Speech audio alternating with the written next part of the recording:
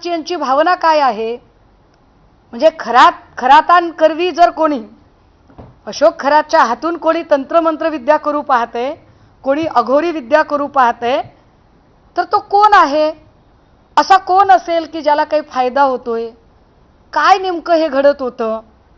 कारण महाराष्ट्राच्या शीर्षस्थानी असणारी ही एवढी महत्त्वाची नावं आणि त्यांच्या नावाच्या संबंधाने जर एवढ्या गंभीर चर्चा बाहेर येत असतील, तर महाराष्ट्रातली जी जनसामान्य जनता आहे ती सुरक्षित आहे असे कसे मानावे? त्यामुळे SIT जर तपासाला वेग घेत नसेल तर या प्रकरणामध्ये अगदी CIDचा समावेश व्हावा असं आमचं म्हणणं आहे. कारण SIT अजूनही चाकणकरांना अजूनही चौकशीला बोलावत नाही. चाकणकरांना समन्स आलं असं साधारणतः 8 दिवसांपूर्वी कळलं. त्याच्या पुढचे 3 दिवस चाकणकरांनी सोयीस्कर मौन बाळगलं. 3 दिवसानंतर चाकणकरांना अचानक कंठ फुटला आणि त्या म्हणाल्या की असं समन्स मला आलंच नव्हतं. याचा अर्थ आम्ही काय काढायचा?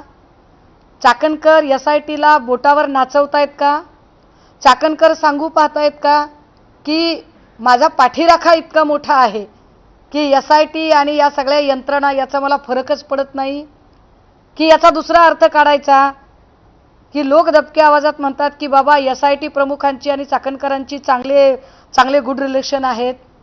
आम्ही नेमकं काय म्हणायचं याला? कारण तपास पुढे जात नाहीये. तपास पुढे का जात नाही? अजूनही आर्थिक स्रोत का तपासले जात नाहीत? CDR बाहेरचा माणूस काढतो, SIT काढत नाही. हे SIT साठी गंभीर आहे. हे ब्रीच ऑफ प्रायव्हसी तर आहेच आहे, पण तो CDR SIT काढू शकत नाही हे SITचं अपयश वाटत नाही का? त्यामुळे परत एकदा विनंती की या सगळ्या लोकांची, कारण ऑन फ्लोअर ऑनरेबल चीफ मिनिस्टरांनी सांगितलेलं होतं की आम्ही आजी माजी सगळ्याच संचालकांची चौकशी करणार आहोत, गृह खातं चौकशी करणार आहे. पण आजी माजी संचालकांची चौकशी झालेली नाही. ती चौकशी होणं गरजेचं. जो कोणी असेल, मी पुन्हा म्हणते, जो कोणी असेल, जी काही 30-40 नावं आहेत त्या 40 नावांमध्ये कोण कोण आहे? काही जण असे पण आहेत जे आमच्या नजरेत आहेत